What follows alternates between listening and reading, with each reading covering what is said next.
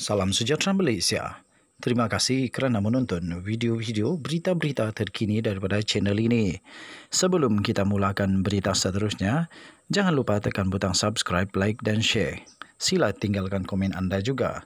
Setiap komen anda amatlah dihargai. Denyut nadi suara rakyat bergema di channel ini. Berita terkini yang hangat pada hari ini.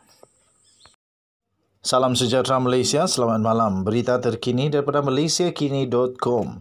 Bertajuk Mahkamah Tolak Queen's Counsel Wakili Najib, 21 Julai 2022. Berita penuh, Queen Counsel QC dari United Kingdom tidak akan mewakili Najib Razak dalam rayuan kes rasuah SRC International bekas Perdana Menteri itu.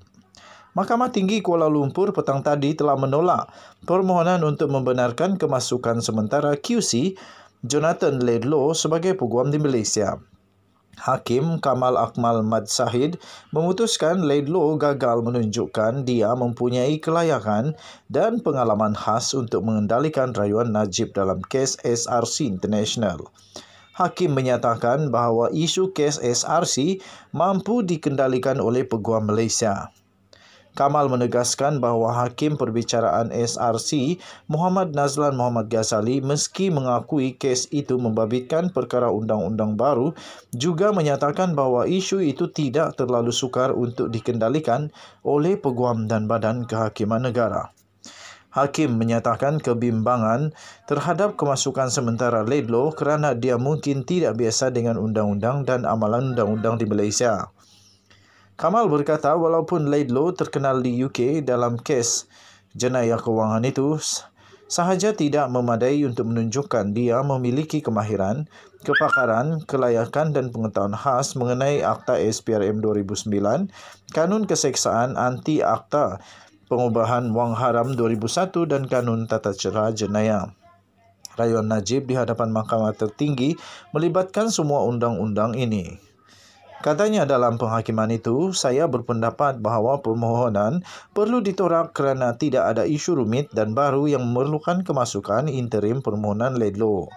Permohonan telah gagal memenuhi syarat di bawah Seksyen 18-1 LPA Akta Profession Undang-Undang 1976 bahawa bagi rayuan SRC dan sebab-sebab lain yang berkaitan, dia mempunyai kelayakan atau pengalaman khas yang tidak terdapat dalam kalangan peguam bela dan peguam cara di Malaysia. Katanya lagi, saya bersetuju dengan hujahan oleh Jabatan Peguam Negara AGC Badan Peguam Malaysia dan Jawatan Kuasa Peguam Kuala Lumpur bahawa rayuan itu boleh dikendalikan dengan cekap oleh peguam bela dan peguam cara tempatan, kata hakim itu lagi. Dia kemudiannya menolak permohonan itu tanpa sebarang perintah bayaran kos. Mahkamah Persekutuan menetapkan 10 hari pada Ogos untuk mendengar rayuan terakhir Najib bagi membatalkan sabitan kesalahan serta hukuman penjara 12 tahun dan denda 210 juta bagi 1 pertuduhan salah guna kuasa, 3 pertuduhan pecah amanah jenayah CBT dan 3 pertuduhan pengubahan wang haram yang dikaitkan dengan 42 juta ringgit Malaysia daripada SRC. Pada 8 Disember tahun yang lepas, Mahkamah Rayuan telah menolak rayuan Najib untuk membatalkan keputusan 2020 oleh Hakim Mahkamah Tinggi Kuala Lumpur ketika itu, Nazlan, yang telah mendapati bahawa bekas Perdana Menteri itu bersalah dan menjatuhkan hukuman. Nazlan telah dinaikkan pangkat ke Mahkamah Rayuan. Sebelum ini, anak syarikat 1MDB SRC kemudiannya menjadi milik penuh Kementerian Kewangan diperbadankan MOF Incorporated. 1MDB juga dimiliki sepenuhnya oleh MOF Incorporated. Selain bekas Perdana Menteri, Najib juga pernah menjadi Menteri Kewangan, Penasihat Emeritus SRC dan pengerusi Lembaga Penasihat 1MDB. Sebagai sebahagian daripada tawaran Najib untuk Laidlaw mewakilinya, Peguam Najib Syafiq Abdullah sebelum ini berkata bahawa Peguam UK boleh membantu perkembangan dan mematangkan perundangan Malaysia. Dalam afidavit sokongan, Syafiq berkata ini kerana perkara itu melibatkan beberapa perkara baru yang tidak pernah diputuskan oleh Mahkamah Malaysia. Bagaimanapun dalam afidavit balas, AGC, Badan Peguam dan Jawatan Kuasa Peguam Kuala Lumpur telah berhujah bahawa tidak ada keperluan untuk QC kerana terdapat lebih 21,000 peguam Malaysia boleh bertindak dengan cekap untuk Najib dalam rayuan SRC. Sekian berita, salam sejahtera Malaysia. Malaysia kita punya, cintai Malaysia. Jangan lupa tekan butang subscribe, like dan share. Bye-bye.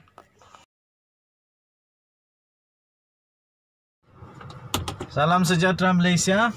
Selamat petang tuan-tuan dan puan-puan. Denyut nadi suara rakyat bergema di channel ini. Kali ini saya nak ulas beberapa komen di dalam channel saya. Pertama, komen daripada ada seorang insan budiman, tetapi mungkin seorang penjilat. Kenapa saya kata begitu ya?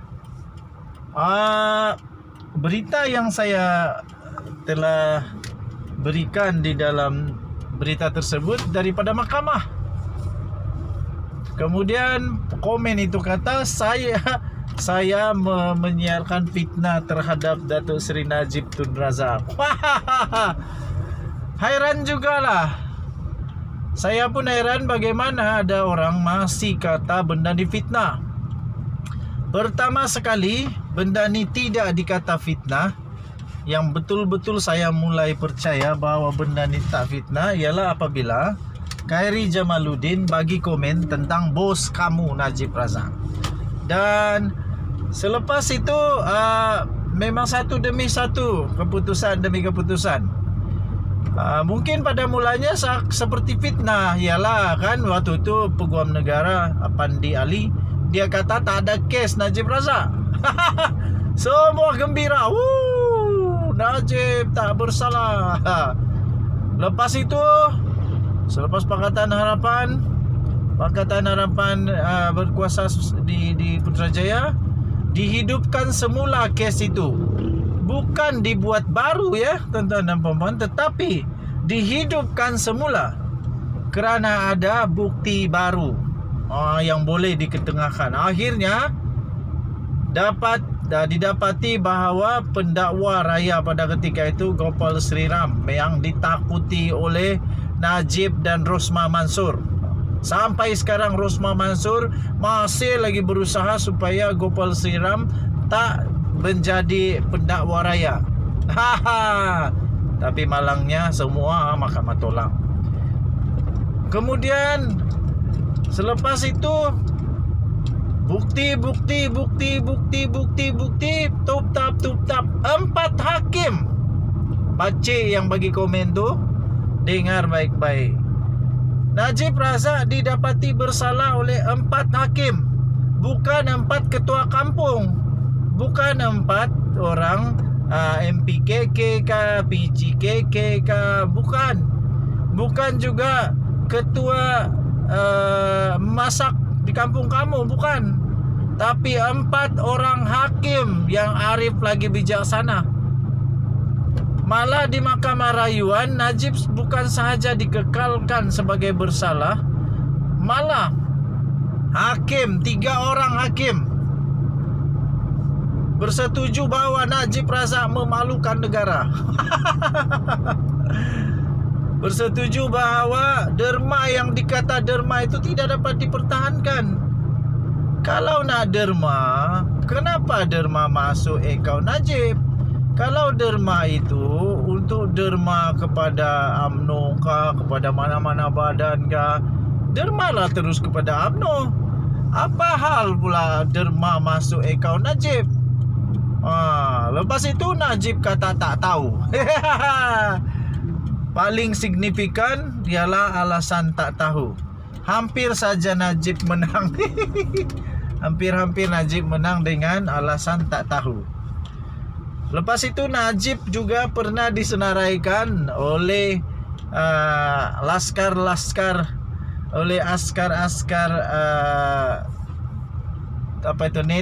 netizen di media sosial, disenaraikan manusia-manusia paling kaya di dunia. Najib Razak disenarai juga oleh netizen. Dia punya sumber keuangan derma, alias tidak tahu. Tak tahu dari mana dia dapat, tapi berbilion duit.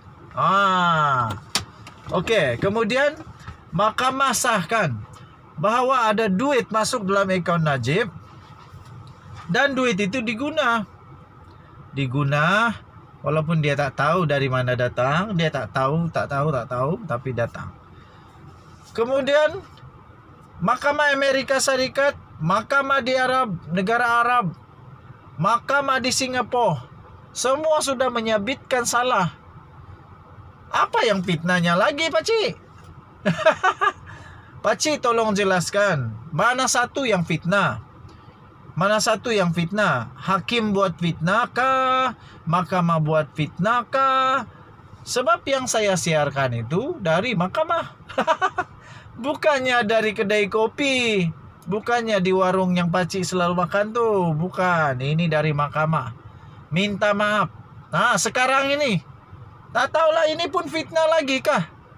2013, 2017.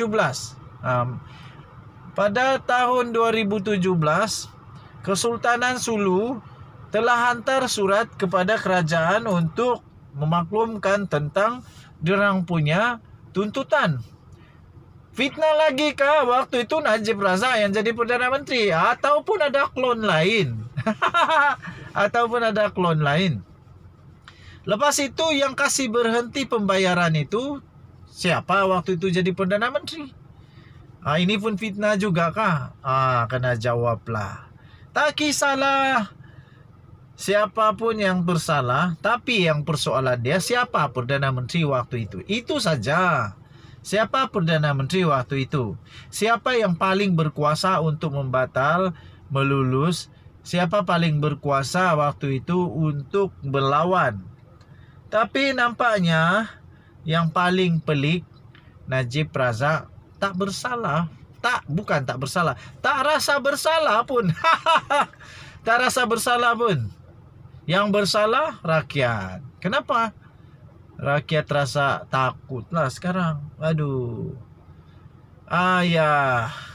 Entahlah sampai bila lagi perkara ini masih dikata fitnah. Saya pikir ini bukan fitnah. Oke, sebenarnya kesimpulan kepada semua adalah ini.